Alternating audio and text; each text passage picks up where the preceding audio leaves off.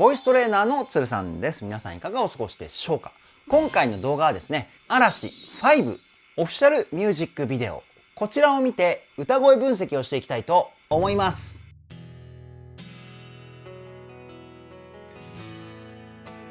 つるさんのボーカルルーム。さあ先月からですね YouTube ショッピングというものが開始されたので、僕も商品を紹介しております。僕が紹介する商品はですね、歌が上手くなるこちらじゃん、パワーブリーズ。これはですね、呼吸筋を鍛えるアイテムでですね、こう口に加えて吸って吐いて吸って吐いてっていうのが具体的なトレーニング内容なんですけれども、このトレーニングをですね毎日行うことで息を吸う筋肉が鍛えられて、今までよりも声が出しやすくなります。結果的にですね、歌が上手くなるっていうものすごいアイテム、ビーズの稲葉さんも愛用しているアイテムです。気になる方はですね、こちらに商品サイトのリンクがございますので、ぜひ覗いてみてください。さあここから本編ですが、数日前にですねコメントで嵐の5っていう楽曲のミュージックビデオが公開されたので、歌声分析をお願いしますっていうリクエストをですねいただきましたので、今回撮影しております。嵐っていうともちろんものすごく知っているグループで、松本潤くんに関してはですね、木曜の怪談に出演している頃から僕はですね知っていて、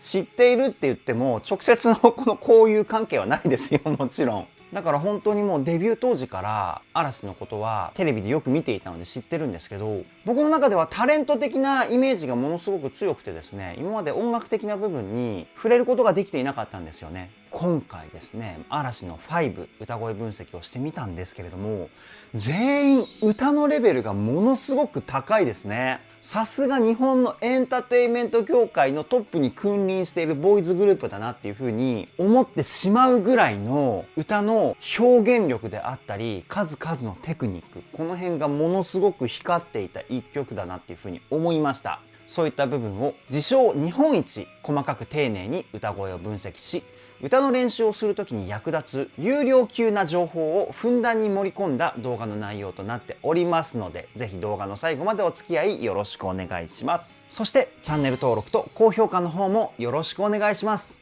それでは早速、嵐5歌声分析 GO!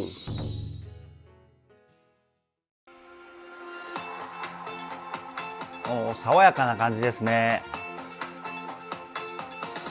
いいですね。車に嵐って書いてありましたね。嵐かですかね。ライブとかでもこの車で回ったりすんのかな、どうなんだろう。会場がドームだからできるかな。もうすでに北海道のライブが始まっているから、どんな感じだったかよかったらコメントで聞かせてくださいね。次いきますよ。いいねー。楽しそう。雰囲気的にここからソロでの歌い出しかな。5人のね絆がこう伝わってくるようなシーンで、もう最初からジーンとしてしまいます。じゃあ行ってみましょ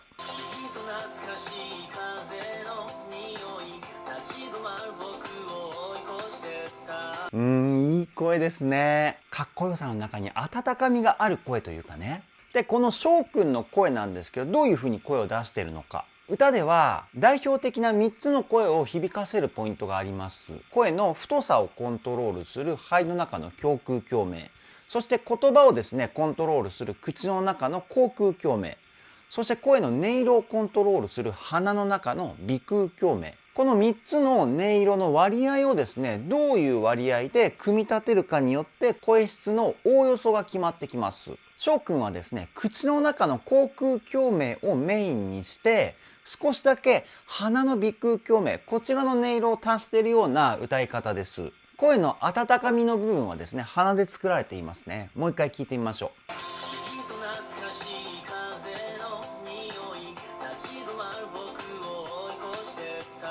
立ち止まる僕を追い越してったみたいな、僕がやるとこういう感じになるかな。この優しくて温かい雰囲気たまらないですよね。次いきますよ。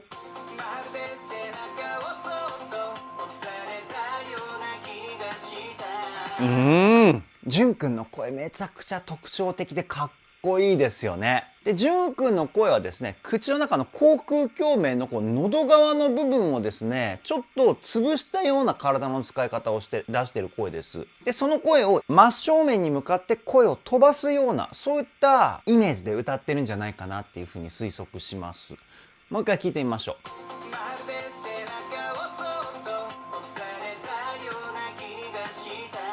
う。まるで背中をそっと、こんな感じかな。喉の奥をですね、大げさにやるとこういう感じの声が出るような体の使い方なんですよね。で、その声を真正面に向かって出す。その時にですね、翔くんと一緒で少しだけ鼻に声を入れるような雰囲気で歌うっていうのがポイントになってくると思います。次いきますよ。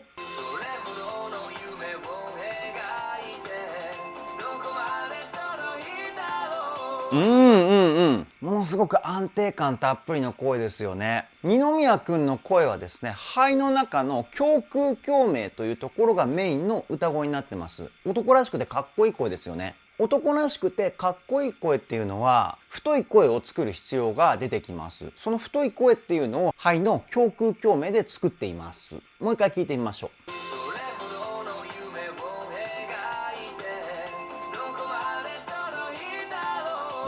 かっこいいね。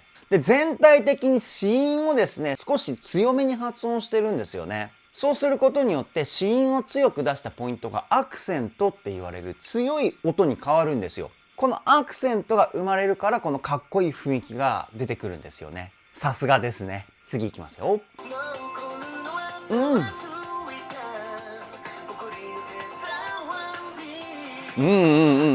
で、相葉くんの声はですね、鼻の鼻腔共鳴が中心の声かなっていうふうに思います。鼻腔共鳴の使い方としては、声にですね、鼻声の音色をどれだけ入れるか、こういった使い方になってきます。割と相葉くんはですね、鼻声の音色を声に多めに混ぜてるかなっていうふうに思います。もう一回聞いてみましょう。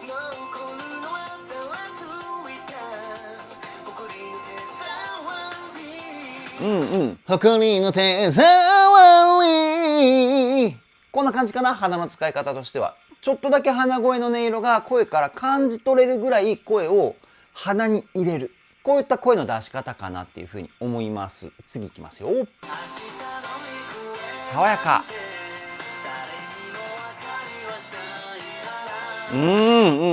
で、翔くんの今の声なんですけど、すごく爽やかで明るい雰囲気がしていますよね。これどうやってるかっていうと、おそらく顔の表情筋、この口角をですね、にっと笑った表情でレコーディングしたんじゃないかなっていうふうに推測します。声っていうのは顔の表情にものすごく影響を受けるんですよね。笑顔で歌うと明るい声になるんですよ。翔くんの声を目をつぶって聞いてみると、笑顔で歌っている翔くんの表情を想像できると思うんですけど、もう一回流すので目をつぶって聞いてみてください。いきますよ。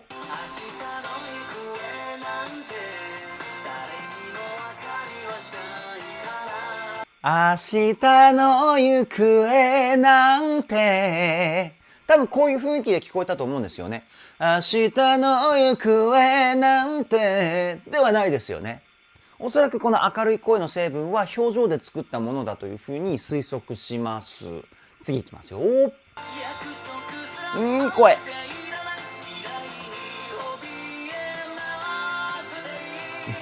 めちゃくちゃいい声ですね。歌の基本がですね、ものすごくレベルが高いですね、大野くん。聞いていてホッとする部分、これは歌の基礎力が高くないと感じれない雰囲気なんですよね。で、歌の基礎って何かっていうと、呼吸法なんですよ。腹式呼吸って言われる、息を吸った時にお腹がですね、膨らむ呼吸法。で、吐いた時にお腹がしぼんでいくっていう呼吸法なんですよ。これがですね、めちゃくちゃうまいんですね、大野くん。で、腹式呼吸ができると、歌でどういうメリットが出てくるか。まず、腹式呼吸っていっぱい息が吸えるので、歌っている時に体にですね、力みが入りにくいんですよ。苦しくなりにくいので。そしてもう一つがですね、ここが一番重要なんですけど、腹式呼吸で息を吸って、初めて声を出す時にお腹に力を入れることができるんですよね。お腹に力を入れて声を出すことによって体の他の部分はリラックスした状態をキープできる。要はこうやって話してる時に限りなく近いような体の状態で歌を歌うことができるので、声の雰囲気がですね、ものすごく力が抜けている感じがして聞きやすくなるんです。素晴らしいですね。もう一回聞いてみましょ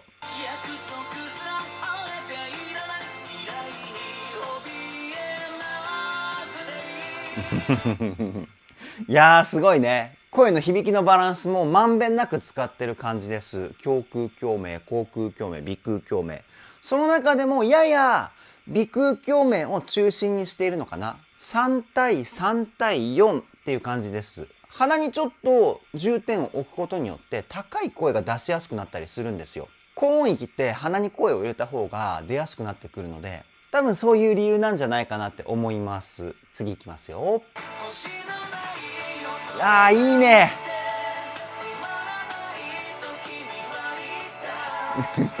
染みますね、心に。もうめちゃくちゃ感動しちゃう爽やかな美しいメロディーっていうか、それをね5人全員が歌ってるっていうところでものすごく心に歌声が届くというか、いや素晴らしいですね。一発で感動しちゃいますね。さすが嵐だなと。いやこれライブで聴いたら絶対感動して泣いちゃいますね。素晴らしすぎる。次いきますよ。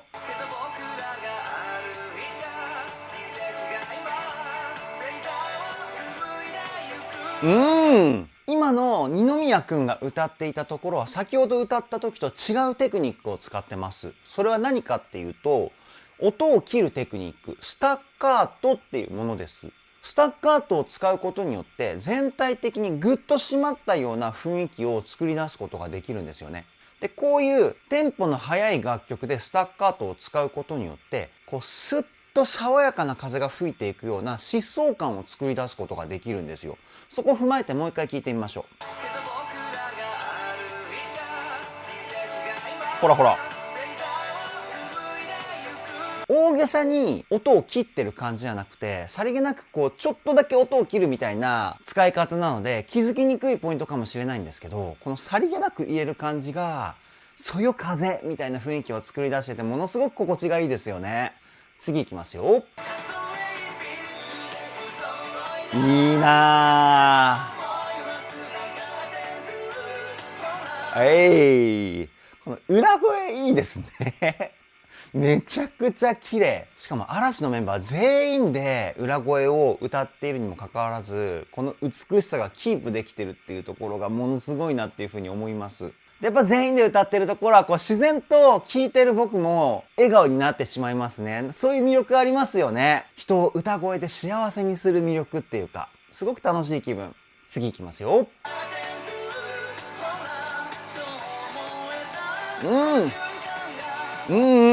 めちゃくちゃ爽やかな声ですよね。多分大野くんはここで先ほど説明した表情のお話覚えてますか皆さん。多分大野くんもここでちょっと笑顔で歌ったんじゃないかなっていうふうに思います。すごく声爽やかですよね。もう一回聞いてみましょ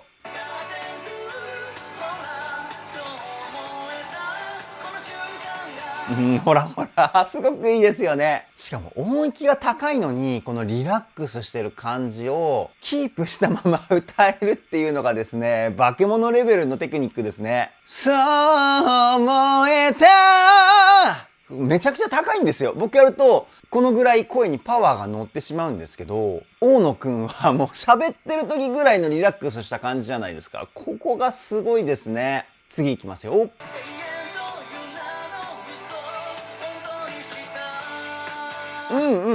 今のところは永遠という名の嘘みたいな感じでアクセント作ってますよね。永遠とのこの2回目のえの部分、そしてなのなって嘘のう、この3ポイントでアクセントを作ることによってこう音でグイグイと前に持っていくような力強い雰囲気を作り出してますよね。こういった部分があるとその後の本当にしたっていう言葉がものすごく際立って聞こえてくるんですよ。ただここをそういう風に機械的に考えて歌っているっていうわけではなく、自然と感情のまま歌ってこれを表現しているっていう感じだと思うんですよね、大野くんは。だから本当にね、天才的な歌ですよね。あとは僕がやっぱりボイストレーナー目線での解説ってなると、こうやってどうしてもね、機械的な説明の仕方になってしまうのが、これが申し訳ないなって思います。次いきますよ。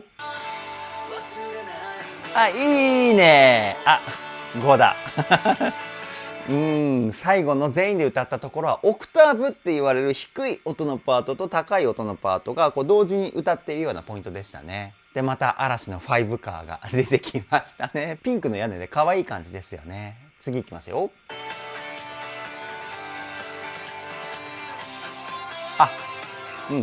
でここから A メロですよね。結構難しい楽曲の構成になってるんですよ。転調って言って今のサビの部分のキーと A メロの部分のキーがね変わるんですよね。で歌い手にとってこの転調っていうのは実は歌いづらいポイントの一つでもあるんですよ。キーが変わるっていうことは今まで歌っていたところと雰囲気がガラッと変わるので音が取りにくくなってしまうんですよね。特に最初の1音目この難しいタイミングを嵐のメンバー誰が歌うのでしょうか。そこも注目して見ていきますね。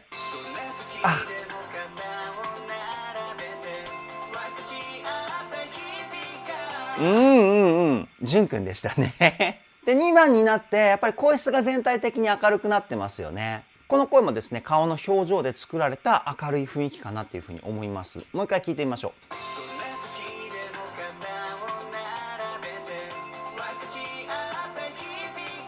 で全体的にうっすらスタッカートを入れて歌って歯切れの良さも表現してます。めちゃくちゃかっこいいですよね。次いきますよ。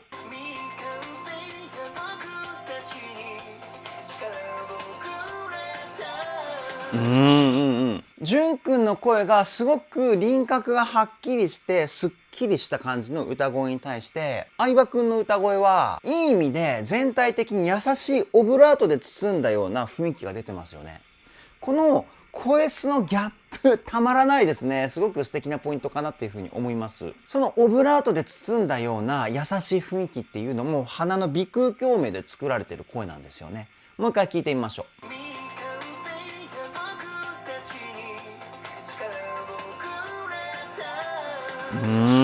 めちゃくちゃいい声。やっぱり嵐のメンバーって一人一人声のキャラクターもすごく際立ってますよね。すごく素敵な声ばっかり。聞いていて嬉しくなりますね。次いきますよ。おえい。いや大野くん声の使い方も天才的だなっていうふうに思ったんですけど今のポイントを聞いてもう一つすごいなって思うところがあってそれが何かっていうとリズム感ですね。この B メロのところは楽曲全体的なアレンジとして決めって言われるポイントなんですよ。決めって何かっていうと同じリズムでバンドメンバー全体が演奏するようなポイントダトとバットとバーンみたいなこういった決めのリズムパターンだったんですけど決めのアクセントに対してですね大野くんの歌のアクセントがバシッと当てはまってるんですよね。これがねめちゃくちゃかっこいいんですけどリズム感が良くないとこれって実現不可能な歌唱テクニックなんですよね。ちょっと聞き取るのが難しいかもしれないんですけどバックのサウンドと大野くんの歌声のリズムここ注目してもう一回聞いてみましょう。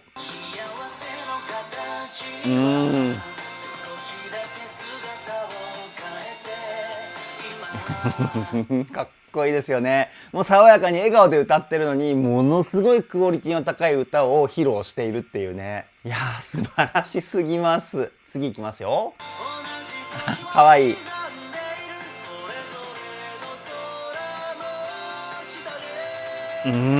で翔くんのすごいところがですね音域がかなり上がっているのに最初に歌った時の声のバランスをそのまま使って歌ってるんですよ。これ何がすごいかっていうと声の性質上音域が上がれば上がるほど響きの中心がですね鼻に変わってくるんですよね。さっきちらっと言ったんですけど高い声は鼻に入れると出しやすいって話したと思うんですけどそういう風にですね体が楽な方に移動しようとします。だから胸腔共鳴だったり口腔共鳴の響きが少なくなっていて鼻中心の声の音色に切り替わるっていうのがまあ普通の流れなんですけど翔くんはですね口腔共鳴だったり胸腔共鳴の響きをキープしたまま高い音域を歌ってるんですよね。これものすごい難しい声の使い方です。もう一回聞いてみましょう。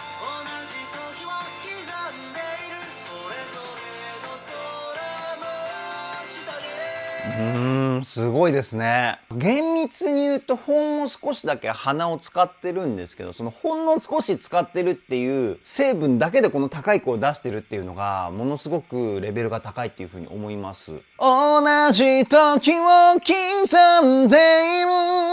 もっと翔くんは鼻の音色を使っていないんですけど、僕はこれが限界かな。いや、ほんとすごいですね。次行きますよ。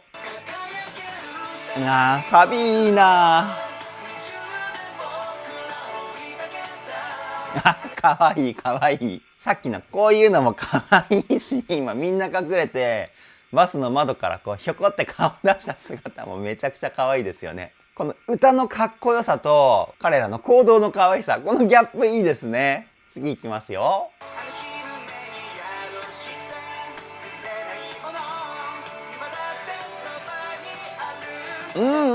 で、じゅんくんはここでですね、初めて鼻の音色を多く使ってるかなっていうふうに思います。やっぱり高い声を出すことによって、声の響きの中心をですね、鼻に移動したんじゃないかなって思います。で、鼻にですね、声の響きを持っていくと、声質って細くなるんですけど、じゅんくん全然中音域と高音域の声質差がないですよね。この声質コントロール、ものすごいと思います。もう一回聞いてみましょう。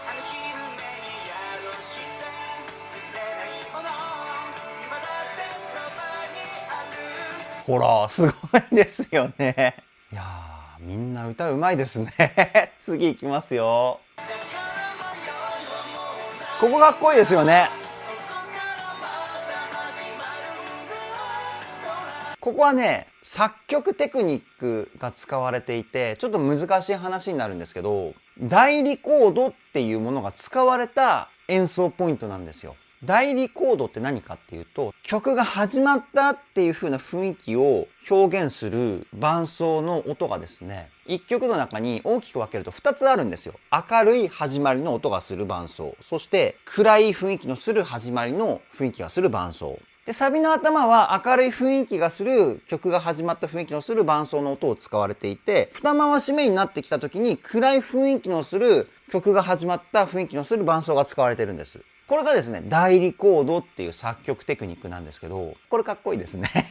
これがね、言いたくてちょっと今、難しい話をしてしまったんですけど、歌声分析とは違う話なので忘れてしまっても大丈夫です。次いきますよ。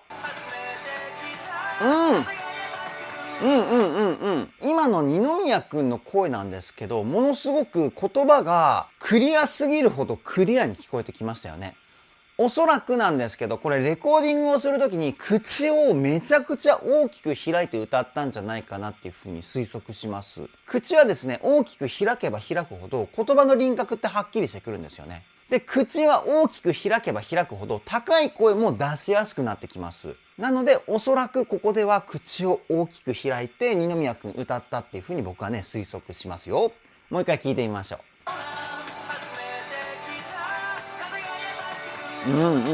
多分そうですね。で、口の奥の空間もですね、ちょっとだけあくびの時の喉の空間にしてんじゃないかな。集めてきたみたいな。ちょっとクラシックとかオペラの喉の使い方を足して歌ってるような雰囲気がしますね。次いきますよ。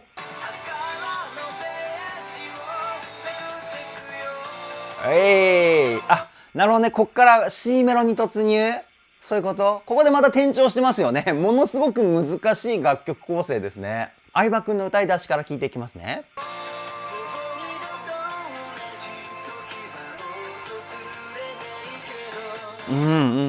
相葉くんの声の持ち味である優しさをキープしながらどことなく物悲しい雰囲気のする声質ですよね。これはどうやって歌ってるかっていうと、顔の表情をですね、ほぼ動かさずに歌ってるんじゃないかなというふうに思います。さっき口角をこう上げると明るい雰囲気の声を出すことができるっていう風に話したと思うんですけど、逆に口角を上げないで歌うと暗い雰囲気を出すことができます。だから多分ここはね、無表情で歌ったんじゃないかなと思うんですよね。もう一回聞いてみましょ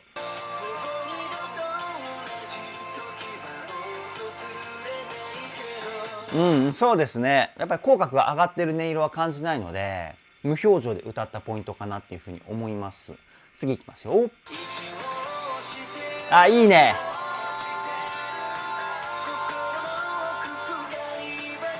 で、今の翔くんのポイントが明るい声で、その後の相葉くんの声も明るい声みたいな感じで、次のサビかなに繋がってる感じがして、声の雰囲気だけ聞くと、未来への光を表現してるような、そんな感じがしました。次行きますよ。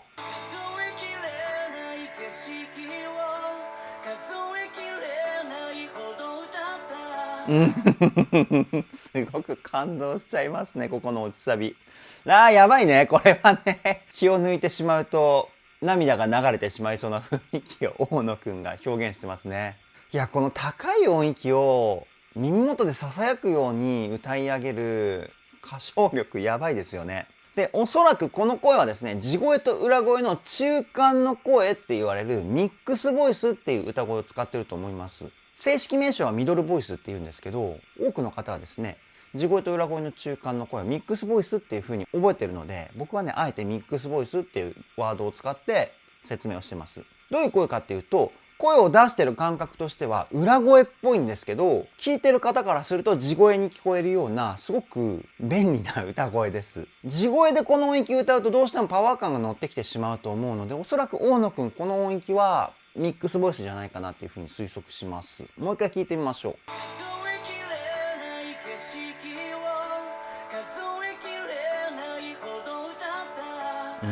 数えきれない景色をみたいな感じかな、僕がやると。今ミックスボイスっていう声使いました。これ声出してる感じはですね、裏声に近い感じなんですよね。すごくコントロールが難しい声の出し方なんですけど、あとね、後ろにこう声を引くようなイメージで歌ってるんじゃないかなっていうふうに思います。声って不思議なもので、前に飛ばそうと思うと強い声になって、後ろに引く感じで歌うと柔らかい声になるんですよね。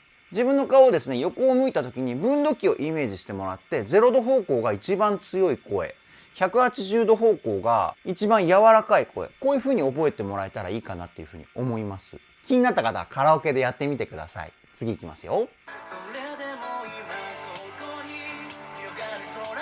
この徐々に声が明るくなっていくっていうのがたまらないですね。いやー、ほんと素敵ですね。次行きますよ。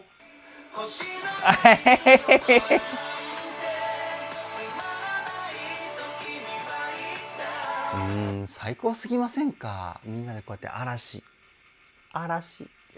ちょっとね本当に泣きそうなんですけど、めちゃくちゃ心に染みますね。バラードじゃないのに心に染みる歌を披露する嵐、ほんと最高です。次行きますよ。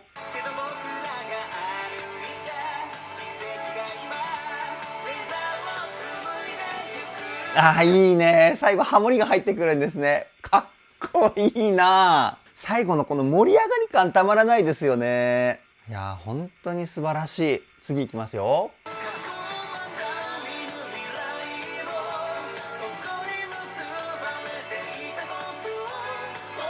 なんかもう終わりそうなんですけど、ものすごく寂しい気持ちになりますね。ものすごく素晴らしい歌声だったからこそ終わりが近づくにつれて寂しい気持ちになってくるっていうか。で、声の表現としても今サビなんですけど、こう一緒に歌うメンバーも少なくなってる感じがするんですよね。間違ってたらごめんなさい。なんかそういう声のパワー感がこうどんどん落ち着いてきているっていうのも寂しい気持ちにさせてもらえる要因の一つかなっていうふうに思うんですよね。歌での表現力がものすごいですよね、嵐は。じゃあ次行きますよ。なるほどね。言ったそばから全員で歌って一気にこう元気な感じになるんですね。なんかね、感情を揺さぶられます。すごく。いい意味で言ってますよ、これ。声でのメリハリがしっかりしてるっていうと、ものすごくチープな説明になってしまうんですけど、声での各シーンの表現っていうか、そこがすごいんですよね。ストーリーの場面の輪郭がものすごくはっきりしてるというか、声だけでの表現でですよ。いや、本当にこれはすごい。今まで聞いたことがないかもしれないです。この表現力の高さは。本当にすごいボーイズグループですね。次行きますよ。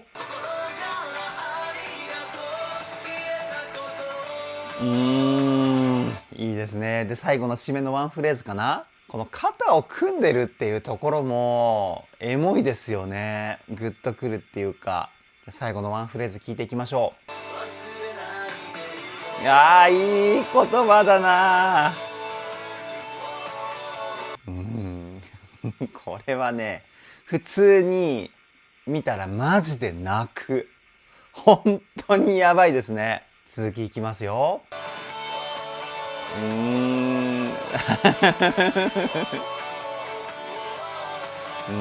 やばくない？なんか昔から付き合いのある親友の映像を見てるかのような気持ちにさせてもらってるっていう雰囲気がしてくるんですけど、こういう気持ちになったのは僕だけでしょうか？めちゃくちゃ感動しますね。次いきますよ。あ、もう終わりだったか。いやー、これはやばいね。いやー、めちゃくちゃすごかったですね。以上、嵐5歌声分析はここで終了です。いやー、リクエスト本当にありがとうございます。ものすごく素晴らしい楽曲、そしてものすごく素晴らしいミュージックビデオを見ることができました。僕の中で嵐はタレント的な部分がものすごくイメージの中で強かったんですよね。もちろん楽曲を何曲もリリースしてるっていうのは知ってはいたんですけれども、やっぱりテレビで楽しい気持ちにさせてもらえるタレントっていう風なイメージがものすごく強かったんですけど、今回リクエストをいただいたことによって嵐の5人の素晴らしい歌声の魅力を教えていただくことができて本当に幸せです。残念ながら2026年5月31日で嵐はグループ活動を終了となってしまいますが、できるだけ嵐の楽曲のですね、歌声分析動画も公開していけたらなというふうに思っておりますので、もしリクエストがございましたら、こちらの動画のコメントでですね、リクエストしていただけたらなというふうに思います。それでは今回の動画はここで終わりです。動画の内容を気に入ってくださった方は、チャンネル登録、高評価よろしくお願いします。ではでは、ボイストレーナーのつるさんでした。